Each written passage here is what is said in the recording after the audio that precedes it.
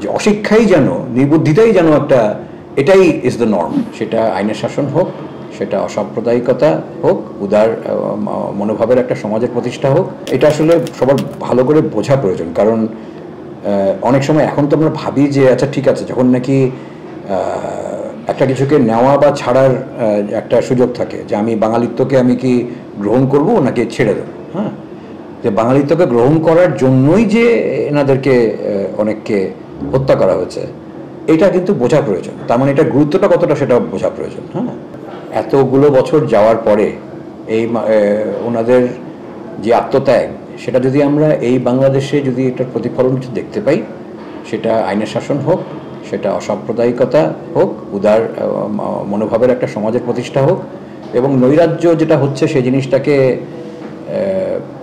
নিয়ন্ত্রণ করা, মানুষকে অধিকার দেওয়া। একটা তো বড় জিনিস ছিল যে সমাজতন্ত্র ব্যাপারটা ছিল। সমাজতন্ত্র এখন যদি আমরা সোশ্যাল জাস্টিস বা সামাজিক ন্যায় বিচার হিসেবেও যদি নেই, এই জিনিসগুলো, এই মূল্যবোধগুলোকে, এগুলোকে প্রতিষ্ঠা করার যদি কিছু উদ্যোগ থাকে, তাহলে তো আত্মত্যাগের কিছু অর্থ হয় না। হলে তো মানে মনে হয় যে মানে নিষ্ফল হয়ে যাচ্ছে সব কিছু।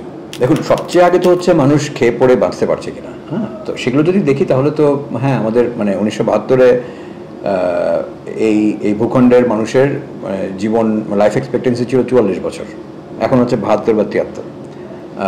এখন কম বয়সে বাচ্চা মারা যাওয়া সেটা অনেক কমে গেছে। এখন ভালো পানি অ্যাক্সেস পান এরকম মানুষ অনেক, সেই সংখ্যা অনেক বেশি।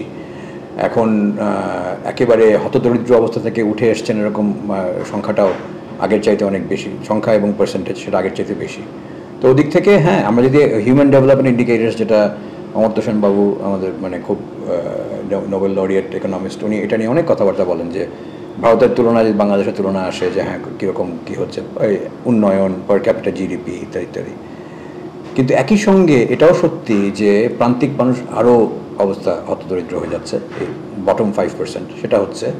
এবং এমন একটা শ্রেণীর সৃষ্টি হচ্ছে, যেটা বলছিলাম যে অলিগার্কদের শ্রেণী, যারা সব কিছুর ঊর্ধ্বে, যে অশিক্ষাই যেন, নির্বুদ্ধিতাই যেন একটা, এটাই ইজ দ্য নর্ম।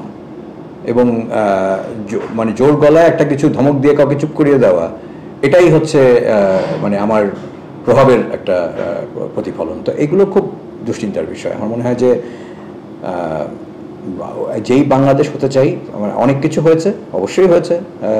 মানে আমি যদি একেবারে গ্রামগঞ্জে গিয়ে দেখি তাহলে মানুষ আগের চেয়ে হয়তো ভালোই আছেন, কিন্তু একই সঙ্গে তার সঙ্গে যে দেশটাকে আমরা প্রতিষ্ঠা করতে চেয়েছিলাম, তার থেকে আমার মনে হয় আমরা অনেক দূরে আছি এবং কোন কোন দিক থেকে দূরে সরে যাচ্ছি। তাই নিয়ে কাজ করাটা আমাদের মনে হয় খুব জরুরি। সংবাদ, ফিচার ও অনুষ্ঠানের জন্য ভিজিট করুন সংবাদ প্রকাশের ওয়েবসাইট এবং যুক্ত থাকুন ফেসবুক পেজ ও ইউটিউব চ্যানেলের সঙ্গে।